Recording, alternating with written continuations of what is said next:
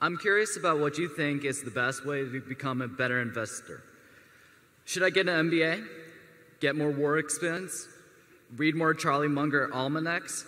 Or merely is it genetic and out of my hands? Well, I think you should read everything you can.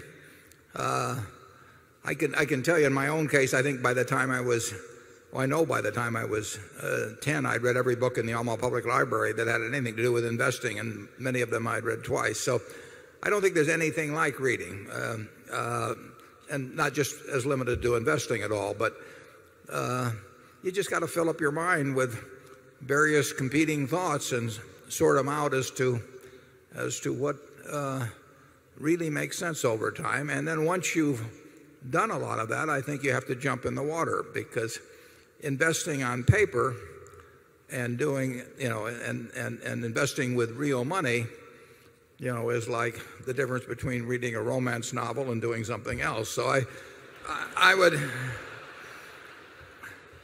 there is nothing like actually having a little experience in investing, and you soon find out whether you like it. If you like it, if it turns you on, you're probably going to do well on it.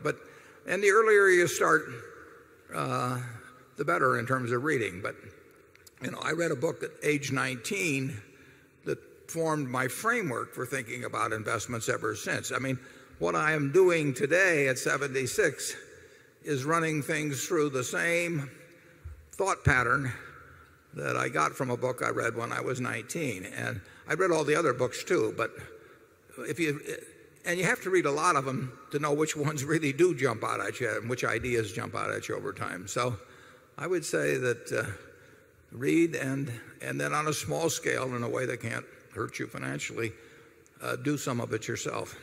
Charlie?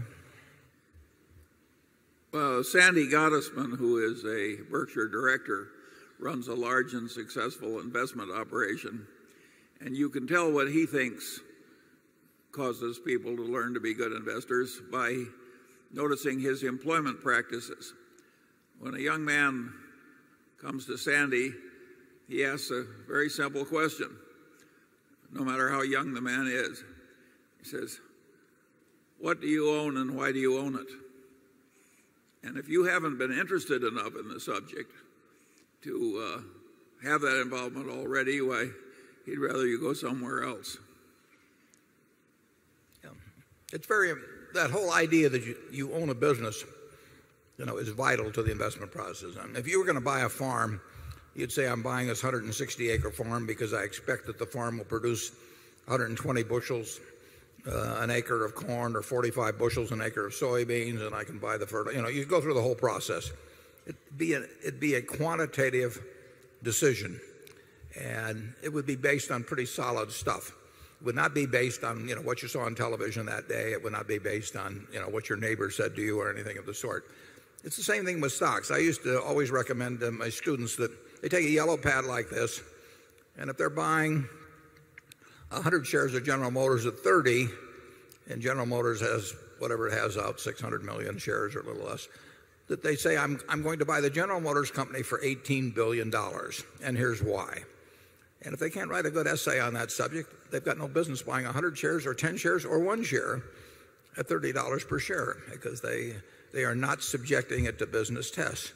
And to get in the habit of thinking that way, Sandy would have followed it up with the questions based on how you answered the first two questions that made you defend exactly why you thought that business was cheap at the price at which you were buying it.